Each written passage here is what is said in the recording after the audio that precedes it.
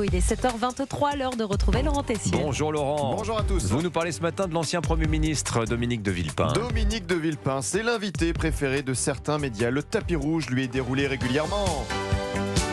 J'ai regardé les invitations de l'ancien Premier ministre depuis un an, mars 2025. 43 interviews radio-télé, une quinzaine de séquences sur le service public, son lieu préféré, des matinales sur France Inter, France Info, France 2, même le 20h, où l'émission C'est dans l'air sur France 5. L'émission C'est à vous. Arrive ensuite BFM, 8 participations, dont la dernière émission en date dimanche dernier, mais aussi quotidien sur TMC ou encore LCI, comme disait Pascal Praud hier dans son édito. Les médias mainstream adorent les hommes de droite qui pensent comme des hommes de gauche. Dominique de Villepin est plus proche aujourd'hui de Jean-Luc Mélenchon que de Bruno Retailleau. Oui, Dominique de Villepin, c'est l'ancien Premier ministre anti-Trump qui tient le même discours que la France insoumise sur la guerre en Iran, dimanche sur BFM. Dire clairement aux États-Unis que leur guerre est illégale, qu'elle est illégitime, qu'elle est inefficace. Le 11 septembre dernier, quelques heures après la mort du militant conservateur Charlie Kirk, sur France Info, il tenait pour responsable Donald Trump, pas l'extrême gauche. Donald Trump qui a une responsabilité dans cette dérive de violence aux États-Unis immense. Il tient le même discours que la France insoumise sur Israël, par exemple l'an dernier le 20 mai, toujours sur France Info. Déferment de l'ensemble du gouvernement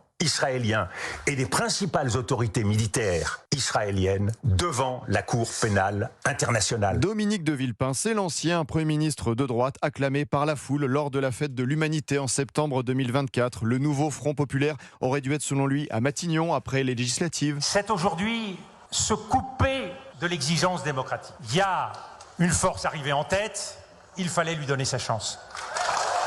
Comme la France insoumise, Dominique de Villepin n'arrive pas à condamner le comportement de l'Algérie.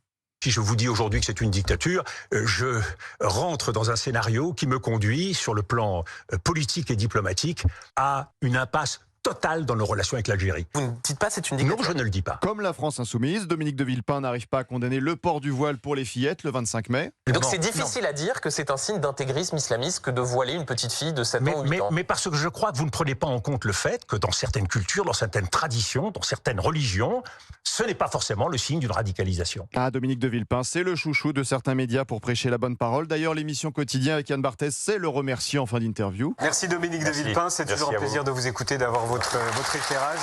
Et c'était très fort ce que vous avez dit tout à l'heure, donc merci beaucoup. Oui, très fort. Une quarantaine d'interviews en quelques mois. C'est cadeau. Merci beaucoup Laurent Tessier, qu'on retrouve tous les après-midi sur Europe 1, 16h-18h. Pascal Praud et vous, le numéro du standard, Anissa Dadi. C'est le 01 80 20 39 21.